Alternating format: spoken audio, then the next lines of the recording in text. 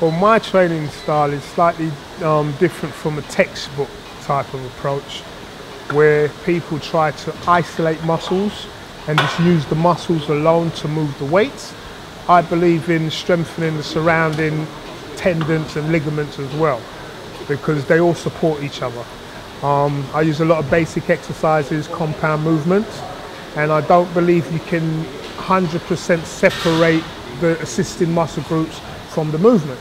You know, if you're going to do a bench press, you have to use your triceps to, you know, push and to move you through the motion. Your shoulders are going to come into play. You can adjust your position to try and take them out of the movement, but they're going to come into play. So what I tend to do is use the assisting muscles to help me move the weight, help me through the movement, and try and balance my strength in those areas as well. So at one exercise, 3 muscle groups can benefit. If I'm going to use an isolation movement, then I want one muscle group to do the movement, and then I'll change the way I do it. I'll slow it down, I'll squeeze, I'll try and be as strict as possible. But when I'm using basic exercises, I like the assisting muscles to give me support and assist me with the movement. I like to move the weights explosively, which some bodybuilders don't do. Some people don't advocate explosive training. But as I say, I'm trying to use my ligaments, my tendons and my muscles in the movement. So it's got to be controlled, but you know, explode, control the negative, explode, but try and keeping it on the muscles. It's just a different way of training. It's not better than any other way of training. It's just a different way of training. Using isolation movements, slow squeezing techniques works. There's nothing wrong with doing that. Using explosive movements just gives you an alternative to doing a slower style of training. So it does work. You know, my way is not the only way.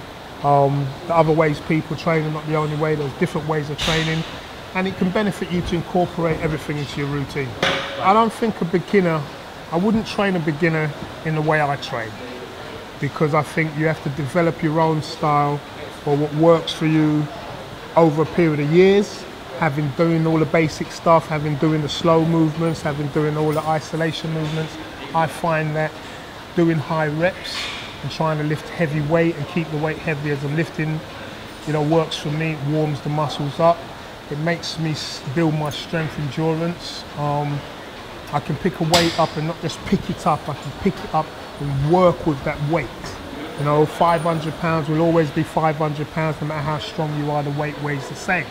So if you can pick 500 pounds up and you can, you know, do 15 reps, 20 reps with 500 pounds, you're going to stay stronger for a longer period of time. And that makes you more efficient. You know, you build up your stamina, your endurance, your strength-wise, and it's beneficial. And it's similar to what strongmen do. You know, they pick up a weight, farmers walk, they've got to walk up and down, they've got to, you know, squat for a period of reps over a period of time. And I incorporate training that develops that kind of strength and fitness and endurance. All right, this is cable crossovers. We do it from the lower portion of the machine, just to work the lower portion of the chest, as that's what we're training today. Get a full stretch and squeeze it up. Okay.